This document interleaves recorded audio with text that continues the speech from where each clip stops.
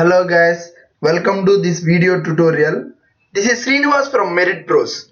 Today I am going to discuss you about what is Selenium. Selenium is a testing suite to automate a web application. So in this Selenium testing suite, there are four components like Selenium IDE, Selenium RC, Selenium Webdriver, Selenium Grid. Out of these four components, Selenium WebDriver is the main component that can be used for the real-time web application automation. And also, Selenium is an open source and we can get it freely. By using Selenium WebDriver, we can run our automated test scripts over different browsers like Chrome browser, Firefox browser, Internet Explorer browser, and Opera browser like that. Same way, by using Selenium WebDriver, it supports different operating systems like Windows, Mac, Unix, like that. And also Selenium WebDriver supports multiple programming languages to develop our automated test scripts. So let's check this all.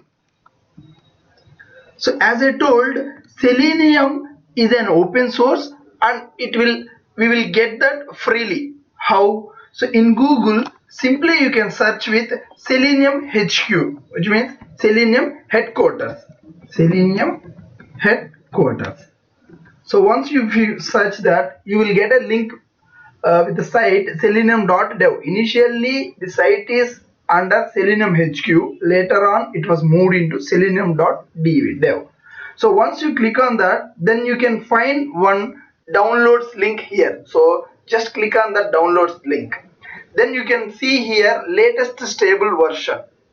So that by clicking on this link, you will get a zip jar file that automatically download and it will store in your downloads folder in your local. Okay, move on to our next feature, that is Selenium WebDriver can run our automated test scripts in different browsers, and also it supports for multiple programming languages to develop our automated test scripts. How we can get this? By checking its Selenium WebDriver architecture.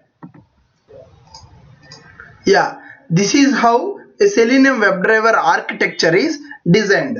If you see in our first step, so the software testers has to decide which language they want to develop their scripts. So based on their flexibility, they can choose particular coding language so that it will support by Selenium here. So once they develop their code, the JSON wide protocol is the communication between our code and particular browsing browser driver. Since there are various browsers that Selenium will support and each driver has its own implementation, here we need to create an object for that particular driver. So once we create that object for a particular driver, that driver commands will directly interact with the browser that are installed in our local machine. Why? Because hence Selenium will be only able to run tests on browsers if they are locally installed either on local machine or server machine. So browser installation is necessary. So this is how a Selenium WebDriver architecture is designed. That's all from my end. So thank you guys for watching this video. Hope the covered topic will help you out in understanding what is Selenium.